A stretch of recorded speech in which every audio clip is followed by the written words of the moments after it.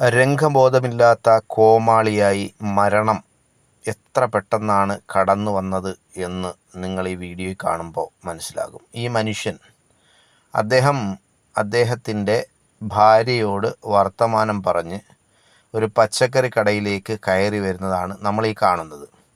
എന്നിട്ട് അദ്ദേഹം എന്തൊക്കെ സാധനങ്ങൾ വാങ്ങണം എന്ന് ഭാര്യയോട് ചോദിച്ചുകൊണ്ട് തൊട്ടപ്പുറത്തേക്ക് മാറി നിന്ന് കാണുന്നുണ്ടല്ലോ, ആ മാറി നിന്ന് സംസാരിച്ചു കൊണ്ടിരിക്കുന്നതിൻ്റെ കൂട്ടത്തിൽ പെട്ടെന്ന് മറ്റൊരു ചലനം പോലുമില്ലാതെ പെട്ടെന്ന് തറയിലേക്ക് മറിഞ്ഞു വീണ് മരണപ്പെടുകയാണ് ചെയ്തത്.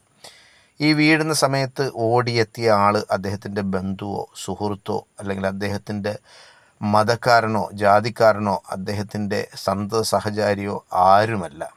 അപ്പോൾ ഈ വിഷയം ഞാനിവിടെ പറയാനുള്ള കാരണം, നമ്മൾ വീണാൽ നമ്മളെ എടുക്കുന്നത് നമ്മൾപ്പെട്ടവരോ നമ്മളുമായി ബന്ധപ്പെട്ട് നിൽക്കുന്നവരോ നമ്മുടെ കൂട്ടുകാരോ നമ്മുടെ ബന്ധുക്കളോ നമ്മുടെ സഹോദരങ്ങളോ ആരുമാകില്ല.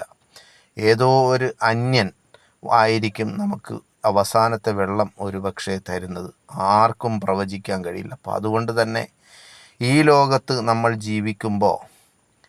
നമ്മൾ ജീവിക്കേണ്ടത് സാഹോദര്യത്തോടെയാണ്, സമത്വത്തോടെയാണ്. എല്ലാ മനുഷ്യരും ഒന്നാണെന്ന് എന്ന ഒരു ചിന്തയോടുകൂടി ജീവിക്കണം എന്നൊരു ഓർമ്മപ്പെടുത്തലിന് വേണ്ടിയിട്ടാണ് ഞാൻ ഈ ഒരു വീഡിയോ വീണ്ടും ഇവിടെ പ്ലേ ചെയ്യുന്നത്.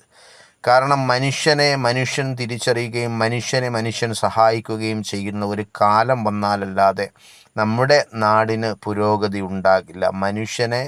മനുഷ്യൻ തിരിച്ചറിയുന്ന ഒരു കാലം വരണം.